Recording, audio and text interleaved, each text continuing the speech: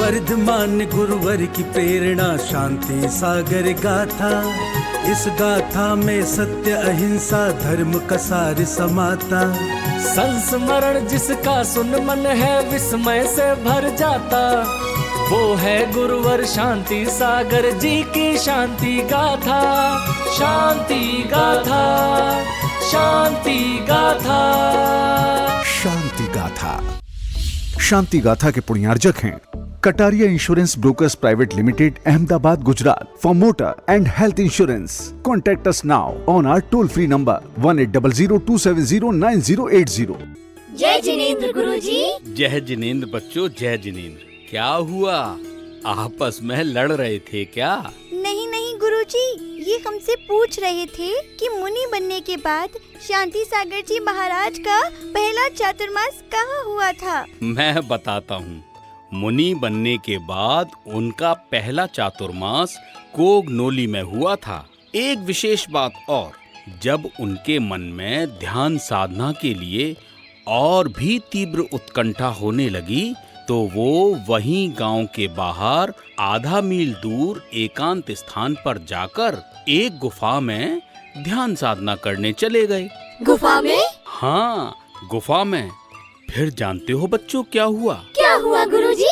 एक दिन की बात है, जब मुनि शांति सागर जी महाराज ध्यान मग्न थे, तब एक पागल घूमते घूमते वहां पहुंच गया और उनसे भोजन मांगने लगा। कौन हो तुम? ये मेरी जगह है, चले जाओ यहाँ से। सुनो सुनो, खाना लाए हो? खाना लाए हो? मुझे भूख लगी है, बहुत जोर से भूख लगी है। तुम भी मेरी तरह भूखे हो? मैं खाना खाऊंगा, मैं भी तुम्हारी तरह भूखा हूँ, मैं भी भूखा हूँ। ये लो। और इस तरह वो पागल व्यक्ति उन पर उपसर्ग करता रहा, परंतु सदैव शांत भाव से बड़े बड़े संकटों को सहन करने वाले शांति सागर जी महाराज मन ही मन यही सोचकर उपसर्ग सहते रहे कि जब तक कर्म का उदय है तब तक फल भोगना अनिवार्य है। इसका अर्थ ये हुआ कि महाराज जी का हृदय बड़ा विशाल था गुरुजी। अरे, उनके हृदय की विशालता तो इतनी थी कि वो उपसर्ग करने वालों को भी क्षमा कर दिया करते थे। एक उपसर्ग की और घटना है। जब महाराज आहार के लिए जाते थे तो मार्ग में एक अजैन दंपत्ति का घर पड़ता था। महाराज का दिगंबर रूप देखकर वो खिन्न हो जाया करते थे।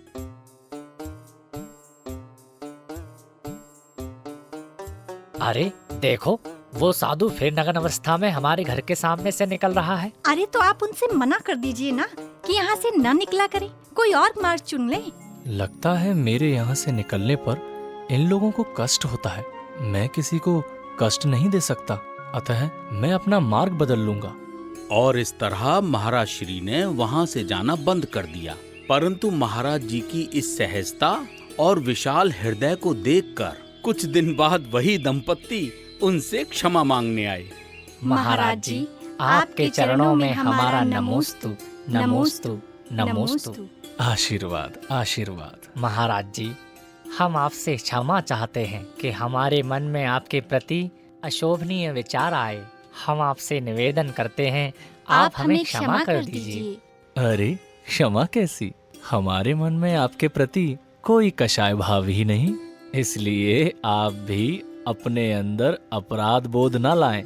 हम पुनः उसी मार्ग से जाना प्रारंभ कर देंगे। गुरुजी, हमें ये बताइए कि शांति सागर जी महाराज का दूसरा चातुर्मास कहाँ हुआ था? हाँ, बताता हूँ। उनका दूसरा चातुर्मास हुआ था नसलापुर में, और वहाँ की भी एक रोचक घटना है। सुनना चाहोगे? हाँ गुरुजी, सुनाइए सुनाइए। जब एक बार नसलापुर में विहार करते हुए महाराज जी समीप में ही स्थित ऐनापुर में आहार ग्रहण करने के लिए पहुँचे तो एक गृहस्थ ने बिना किसी तैयारी के उनसे अपने यहाँ आहार ग्रहण करने की प्रार्थना की। हे स्वामी, नमोस्तु नमोस्तु नमोस्तु। अत्र अत्र अत्र तिष्ठ तिष्ठ तिष्ठ। आहार जल शुद्ध है। हे स्वामी नमोस्तु नमोस्तु नमोस्तु। अत्र अत्र अत्र तिष्ठ तिष्ठ तिष्ठ। आहार जल शुद्ध है।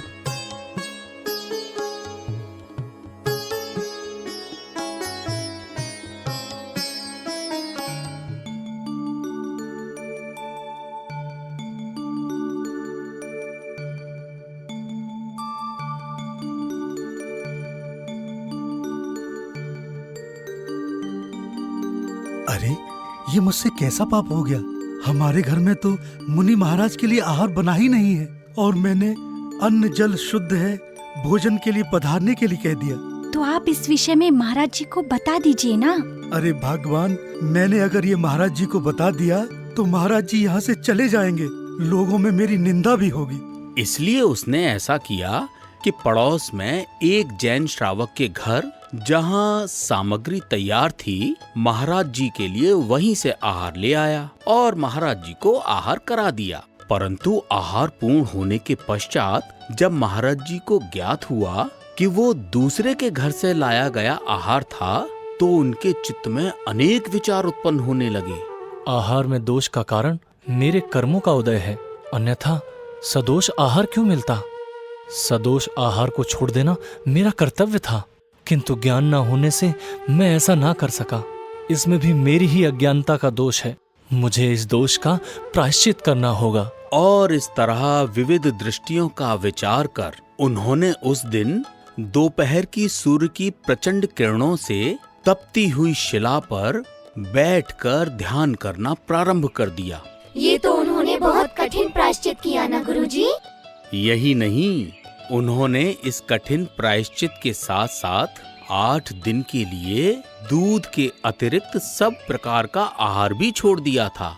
गुरुजी, दादाजी कह रहे थे एक बार शांति सागर जी महाराज के ऊपर सर्प भी चढ़ गया था।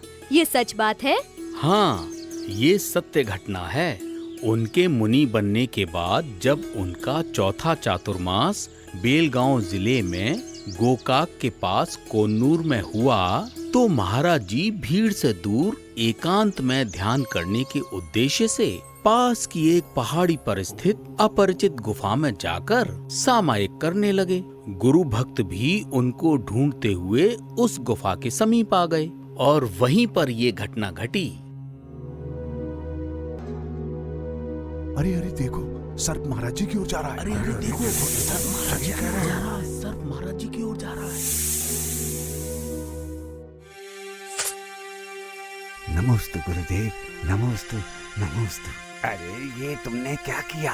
सर्प बाहर लौट रहा था, तुम्हारे नारियल की आवाज से वो पुनः महाराज जी की ओर चला गया। अब क्या होगा? अरे देखो, सर्प महाराज जी के ऊपर चढ़ रहा है। ये तो महाराज जी के ऊपर चढ़ रहा है। देखो, सर्प महाराज जी के शरीर पर चढ़कर उनके ध्यान में विघ्न डालने का प्रयत्न कर रहा है, किंतु महाराज श्री पर कोई भी असर नहीं हो रहा है। वो तो किसी वज्र मूर्ति की भांति स्थिर हैं। अरे देखो, सर्प वापस लौट रहा है। महाराज जी सुरक्षित हैं। अरे अरे हट जाओ, सर्प को रास्ता दो, जाने दो उसको। हाँ हाँ, रास्ता हट जाओ, जाने दो, सर्प को जाने दो। ये महाराज जी की तपस्या का ही प्रभाव है कि सर्प भी उनकी साधना को भंग न कर सका। और इस तरह महाराज जी की विमल तपश्चर्या का प्रभाव सर्व परिचय जय द्वारा व्यक्त हुआ। लेकिन गुरुजी, महाराज जी को सर्प से डर नहीं लगा? एक बार गजपंथा में पंच कल्याणक महोत्सव के समय चारित्र चक्रवर्ती ग्रंथ लिखने वाले पंडित सुमेर चंद्र जी ने भी इस विषय में महाराज जी से यही प्रश्न किया था। महाराज, सर्पकृत भयंकर उपद्रव होते हुए भी आपकी आत्मा में घबराहट नहीं थी। सर्प तो साक्षात मृत्युराज ही हैं। हमें कभी भी भय नहीं लगता, और फिर यहाँ तो कोई भय की बात ही नहीं थी। यदि सर्प का और हमारा पूर्व का बैर होता तो वो बाधा देता, अन्यथा नहीं। उस सर्प ने हमारा कुछ नहीं बिगाड़ा। महाराज, उस समय आप क्या करते थे जब सर्प आपके शरीर पर लिपट गया था? उस समय हम सिद्ध भगवान का ध्यान कर रहे थे। जब आपके शरीर पर सर्प चढ़ा तब आपको स्पर्शजन्य अनुभव तो हुआ होगा कि नहीं? हम ध्यान में थे, हमें बाहरी बातों का भान नहीं था। धन्य है उनकी वेद विज्ञान की ज्योति। जिससे वे अपनी आत्मा को सर्प बाधा मुक्त जानते हुए परम शांत रहे। निसंदेह वो अपने शरीर को आत्मा से भिन्न देखते थे। गुरुजी, आपने कल जो सर्प की कथा सुनाई थी, क्या ऐसी और भी घटना है आचार्य शांति सागर जी के जीवन की? हाँ, एक घटना है कोन्नूर की, जहाँ महाराज प्रत्येक अष्टमी और चौदस को एक गुफा में जाकर ध्यान करते थे और उस दिन उनका मौन भी रहता था। एक दिन की बात है, वो गुफा में घुसे तो उनके पीछे पीछे एक सर्प भी गुफा में चला गया। वहाँ महाराज के भक्त भी इस दृश्य को दूर से देख रहे थे। वो देखो सांप, हाँ सांप, ये तो बड़ा खतरनाक है।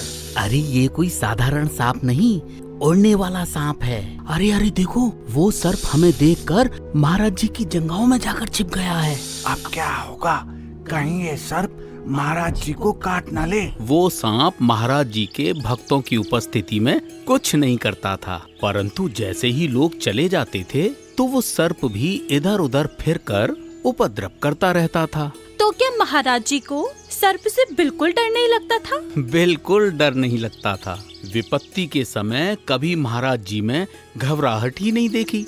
ऐसा ही सर्प से जुड़ा शेडवाल का भी एक प्रसंग है। क्या शेडवाल में भी उड़ने वाला सर्प था गुरुजी? नहीं, वो जमीन पर रेंगने वाला सर्प था। जब मुनि श्री शांति सागर जी महाराज शेडवाल के मंदिर के कमरे में पट्टे पर बैठे रात्रि में ध्यान मग्न थे, तब उनके पट्टे के नीचे एक 5 फुट लंबा सर्प आकर बैठ गया। जब सुबह दिन निकल आया तब मुनि श्री कमरे से बाहर निकलकर चौकी पर बैठ गए। इतने में ही कमरा झाड़ने वाला आ गया। अपना कार्य सावधानी से करना।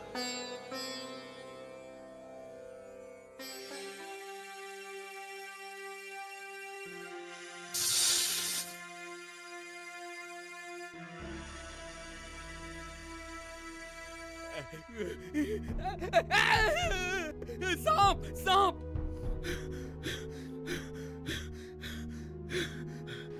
अरे डरो नहीं, तुमने उससे कुछ नहीं कहा, उसने तुमसे कुछ नहीं कहा, फिर डरना कैसा?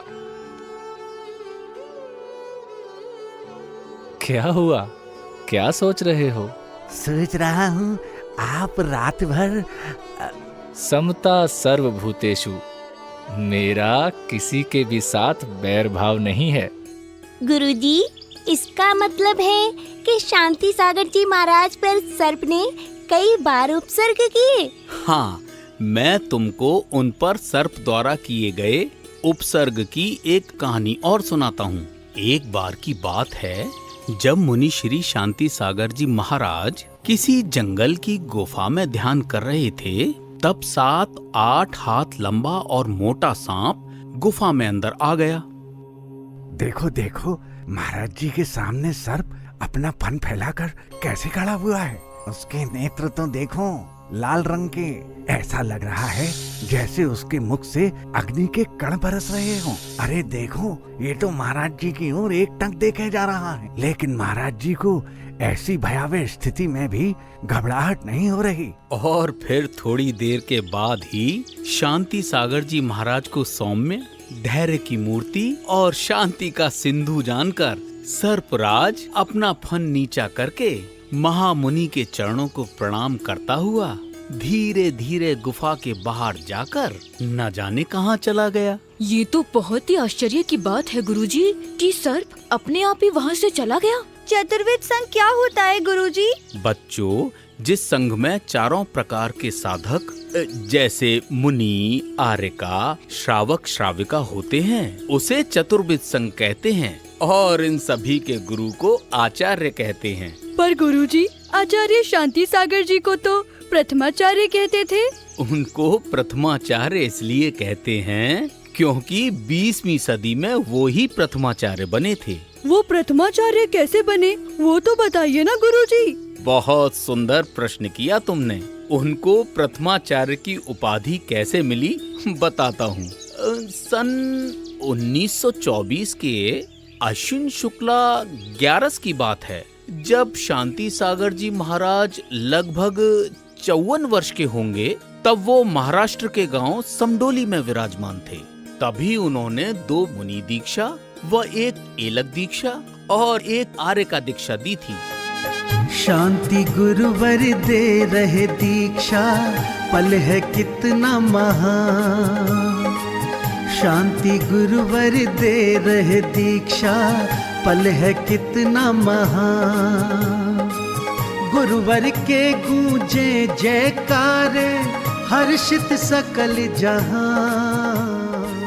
शांति। धर्म प्रेमी बंधुओं, जिस प्रकार आज मुनि वीर सागर जी, मुनि नेमी सागर जी, एलक चंद्र सागर जी और आर्यिका शांतिमती माता जी ने धर्म का मार्ग स्वीकार किया है, उसी प्रकार आप लोग भी अपने जीवन को कल्याणकारी बनाने के लिए धर्म मार्ग पर चलने की भावना भाएं और आप सभी बंधुओं का श्रद्धान देव शास्त्र गुरु की तरफ बढ़ता रहे। इसी भावना के साथ बोलिए अहिंसा परमो धर्म की। बोलिए श्री शांति सागर जी महाराज की। नमोस्तु गुरुवर।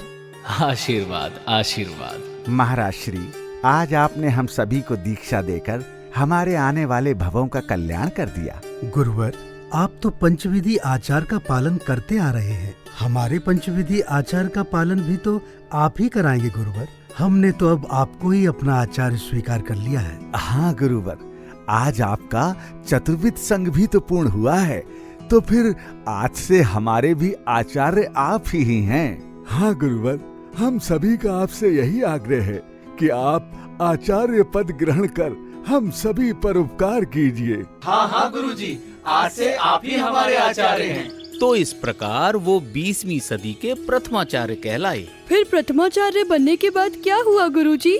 बड़ा पद बड़ी जिम्मेदारी होती है। शांति सागर जी को आचार्य पद मिलने के बाद शांति सागर जी महाराज अपने आत्म ध्यान, शास्त्र ज्ञान आदि में पहले से और भी ज्यादा सजग हो गए। उनके समय मूलाचार ग्रंथ नहीं था, इसलिए उनका आचरण ही मूलाचार था। उनकी चर्या से प्रभावित होकर उनके शिष्य स्वयं ही आत्म अनुशासित हो जाते थे। फिर क्या हुआ गुरुजी? होना क्या था, फिर धीरे धीरे उनकी कीर्ति सारे संसार में फैलने लगी और जब कोगनोली में उनकी निर्ग्रंथ अवस्था का प्रथम चातुर्मास हुआ तब जैन ही नहीं अपितु अन्य मान्यताओं के मानने वालों ने भी गुरुवर की वाणी से प्रभावित होकर मांस मदिरा का आजीवन त्याग कर दिया। इसका अर्थ ये हुआ कि जो भी उनके पास आता था वो उनका हो जाता था। व्यक्ति ही नहीं, आचार्य श्री शांति सागर जी महाराज का प्रभाव जीव जंतुओं को भी प्रभावित करता था। वो कैसे गुरुजी? वो ऐसे कि कई तरह के पक्षी भी गुरुवर के पास आकर बिना डरे किलोल करते रहते थे। वो सब उन्हें अपना मानते थे। गुरुजी, आज हमें शांति सागर जी महाराज के बारे में कोई और कहानी सुनाओ ना। आज मैं एक ऐसे उपद्रवी युवा की कहानी सुनाऊंगा जो शांति सागर जी महाराज के दर्शन करते ही सच्चा साधक बन गया। वो कैसे गुरुजी? बताता हूँ। एक बार की बात है, एक युवा एक नाटक कंपनी में काम करता था। एक दिन किसी बात को लेकर उसकी लड़ाई उसके मालिक से हो गई। तुम निकल जाओ यहाँ से, ये नाटक कंपनी तुम्हारे बिना भी चल सकती है। ठीक है, मैं भी किसी का गुलाम बनकर काम नहीं कर सकता।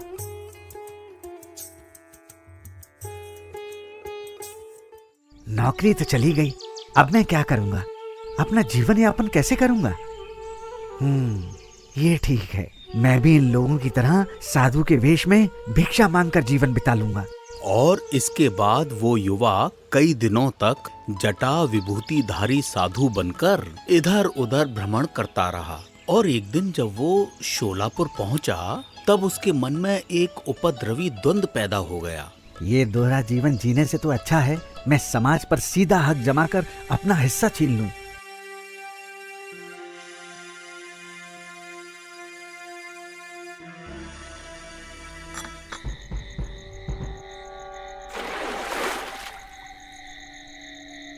ए बुड्ढे, दिखता नहीं है? मैं निकल रहा हूँ और पानी डाल दिया। अरे बेटा, मैं तो अपने घर की दोहरी धोकर पवित्र कर रहा हूँ। आज गुरुवर शांति सागर जी महाराज जो आने वाले हैं। वो देखो, शांति सागर जी महाराज आ गए। शांति सागर जी महाराज की जयकारा गुरुदेव का, जय जय गुरुदेव, जयकारा गुरुदेव का, जय जय गुरुदेव। ये युवक कौन है? ये तो गुंडा है महाराज, गुंडा। किसी के बारे में ऐसी धारणा बना लेना ठीक बात नहीं। शुभ कर्मों का बंध होते ही सब ठीक हो जाता है। गुरुवर की शांत मुद्रा देखकर उस उपद्रवी युवक के अंदर ऐसा परिवर्तन आया कि उसने जैन धर्म का अध्ययन शुरू कर दिया। उसकी वेशभूषा भी साधारण कुर्ता पजामा हो गई और वो कुछ ही दिनों में गुरु शरण में जा पहुंचा। गुरुवर, मुझे आत्मचिंतन का मार्ग दिखाइए। मुझे भी आप अपने जैसा बना दीजिए गुरुवर। गुरुवर, इसे तो प्रतिमाओं का स्वरूप तक नहीं पता, ये पद का निर्वाह कैसे कर सकेगा? ऐसा नहीं है। पूर्व जन्मों के पुण्य अर्जन से ही व्यक्ति में दीक्षा के भाव आ सकते हैं। मेरी दृष्टि में इस युवक को सीधे एलक दीक्षा दे देनी चाहिए। कल एक ब्रह्मचारी जी की दीक्षा होनी है, साथ में तुम्हें भी दीक्षा दी जाएगी। और फिर दीक्षा के बाद शांति सागर जी महाराज ने उन नवदीक्षितों का नाम एलक पाय सागर और एलक नेमी सागर रख दिया। फिर दीक्षा लेने के बाद पाय सागर जी ने क्या किया गुरुजी? इसके बाद एलक श्री पाय सागर जी महाराज गुरुजी की आज्ञा लेकर वहां से शेडवाल की ओर धार्मिक ग्रंथों का अध्ययन करने के लिए प्रस्थान कर गए। और फिर दोबारा वो अपने गुरु से रूकड़ी में मिले। वहां जब एलक पाय सागर जी महाराज प्रवचन दे रहे थे, तब शांति सागर जी महाराज ने उन्हें प्रवचन देता देखकर चंद्र सागर जी महाराज से कहा, क्या कहा गुरुजी? अब बताइए चंद्र सागर जी, ये दीक्षा के योग्य था कि नहीं? इतनी गहनता से तो आपकी दूरदृष्टि ही देख सकती थी। और इसके बाद उनके तीव्र पुण्य उदय से सन 1929 में सोनागिर तीर्थ क्षेत्र में पाय सागर जी महाराज ने दिगंबर मुनि दीक्षा भी धारण कर ली। फिर इस कहानी में आगे क्या हुआ गुरुजी? ये कहानी अब यहीं खत्म हुई। आगे आचार्य शांति सागर जी महाराज की शिखर जी की तीर्थ यात्रा के बारे में बताऊंगा। ठीक है गुरुजी। जय जिनेंद्र। जय जिनेंद्र, जय जिनेंद्र। शांति गाथा, शांति गाथा, शांति गाथा।